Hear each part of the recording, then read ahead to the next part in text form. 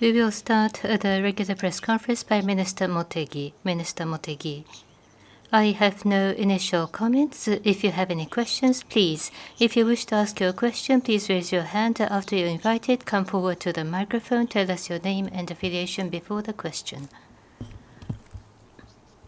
Ishinabe-san.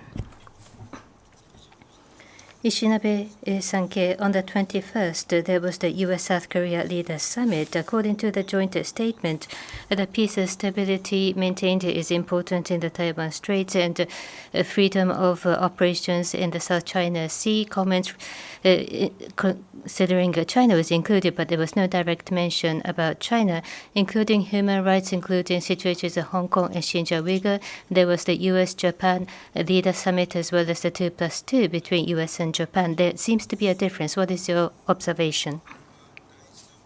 This is a summit meeting between third-party countries, and therefore, as the Japanese foreign minister, I would like to refrain from commenting. But between U.S. and Japan, regarding regional matters, we have fully aligned positions. At the same time, regarding the recent trilateral U.S.-Japan ROK foreign ministerial meeting, the trilateral cooperation of Japan-U.S. ROK are indispensable for the peace, stability, and prosperity of the Indo-Pacific region. Our position is, in order for the stability of the region, including our response to North Korea, we wish to collaborate amongst the three countries. Next, please. IWC, Watanabe-san, please.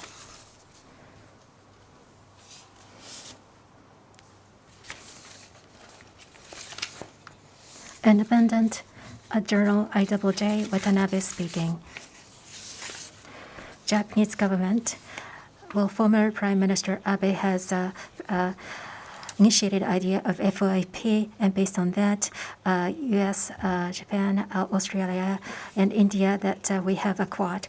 And 4 countries would also join with the UK, France, and Germany, but and also the Netherlands. What specifically are we going to do? When we look at the research paper published by the Japan Defense Forces research, and there are some idea to stop the import of the oil from Middle East, and this is based on the Thomas Hammer's offshore strategy and based on the control strategy for Malacca Strait to be closed, so that there will be no oil to be imported from Middle East, so that we can try to reduce the resource stockpile of China. And there are RCEP, the regional cooperation scheme, and that is one of the largest and economic framework of RCEP versus the Quad that will contain China, that is contracting to each other, and that is quite a mismatch. And should we pursue Quad so that you will decide to completely abandon the Chinese market and ignore the RCEP, and what will be the impact to the Japanese economy on that case? And I'd like to ask your statement. Thank you very much. Well, regarding FOIP, it was 5 years ago, in 2016, that at the time of TCAD 6, then Prime Minister Abe, being Japan, proposed that vision in particular and concept. Basically, the free and open Indo-Pacific is that it is true that Indo-Pacific area is the center for the growth for the world. On the other hand, there are changes in the power balances, and in that particular region, the common values and principles such as rule of law, and we need to ensure that the order based upon open and freedom need to be promoted so that we can ensure the prosperity and the peace around the world. So that is the concept incorporated in this initiative.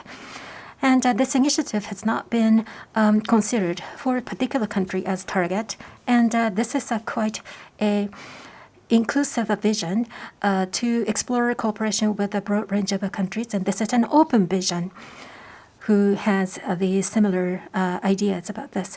And FOIP is that based upon a U.S.-Japan meeting, and in the off the coast of India, in the case of the massive earthquake in India, that was the very starting point of this idea in 2014. And in 2019, I took the office of foreign minister position, and at the time of the United Nations meeting, and I have organized the foreign ministerial meeting. And every time at the time of ministerial meetings, back in February this year, I had a meeting, foreign minister meeting, and also in March, for the first time, we were able to hold a summit among the leaders of the countries.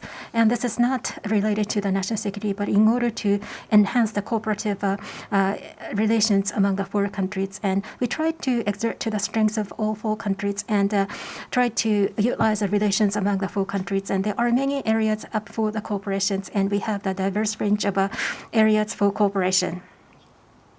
Therefore, based upon the agreement between Japan and U.S. and also Quad, as well as ASEAN last year, AOIP is the unique vision expressed by ASEAN that was announced recently. And in the meeting FOIP and AIOP, that there are some very much of a common concept shared across different initiatives, and therefore we are trying to expand the cooperation with ASEAN nations as well.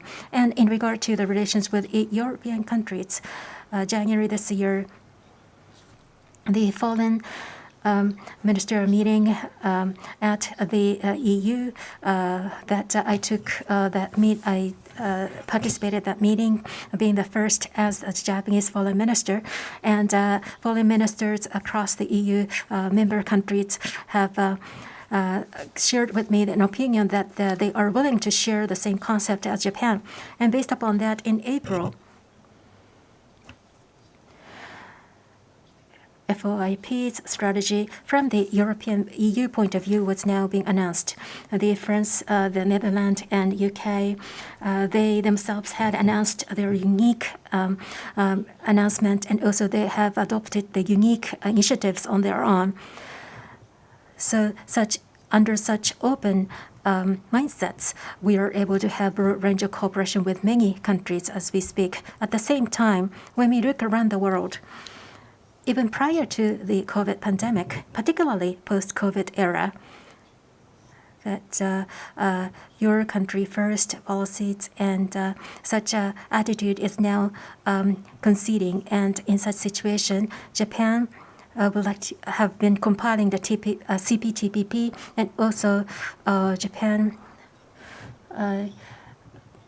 and U.S. and Japan, where U.S. has withdrawn from TPP, and we had a trade agreement, and also with the UK, the Japan-UK EPA that we were able to enter into, and our RCEP last year finally be able to move to the signing stage. Now, that actually represents the free trade, and this represents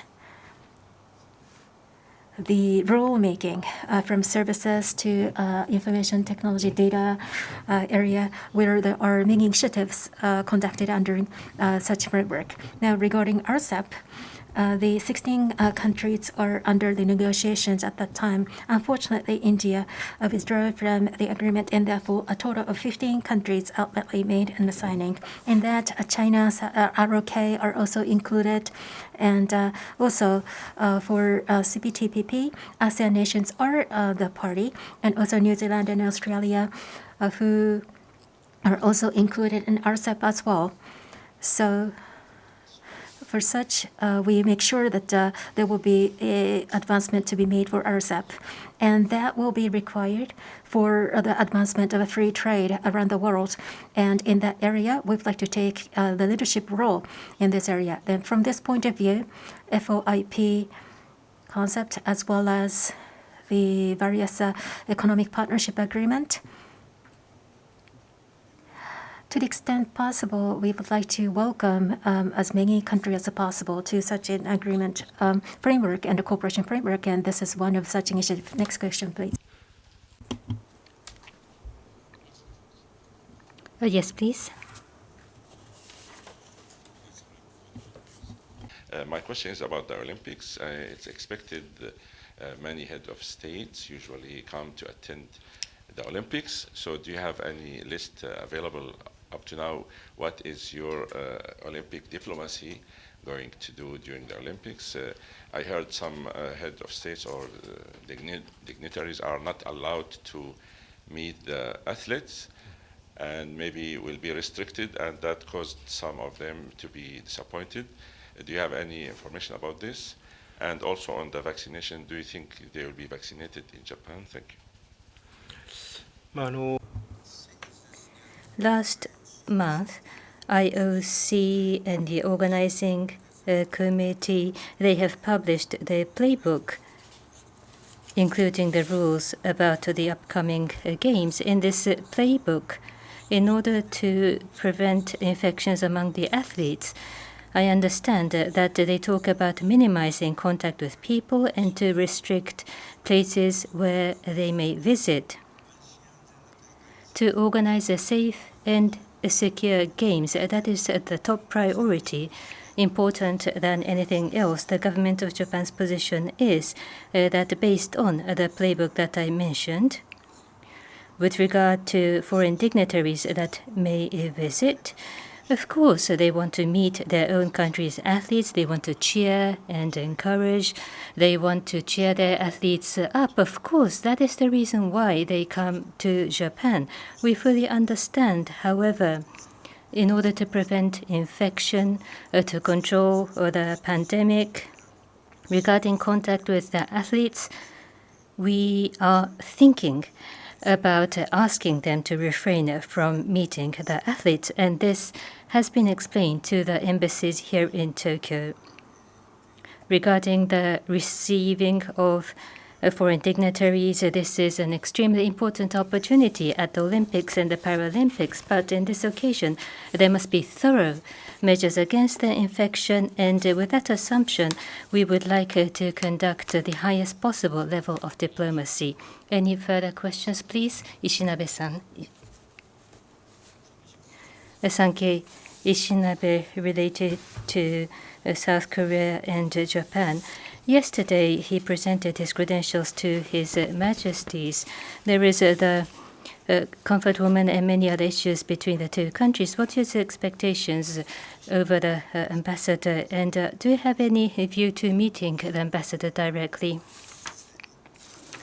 About Japan and ROK, on the 5th of May, on the fringes of the G7 Foreign Ministers meeting in London, I did have a meeting with Foreign Minister Chon Wi-yon related to today's bilateral relationship because of the issues related to former civilian workforce from the Korean Peninsula and a comfort woman. It is an extremely difficult situation, never seen before. The position of the government is, in order to resolve the issue at appropriate timings, we are continuing the communication at appropriate levels, and therefore going forward, this effort will continue.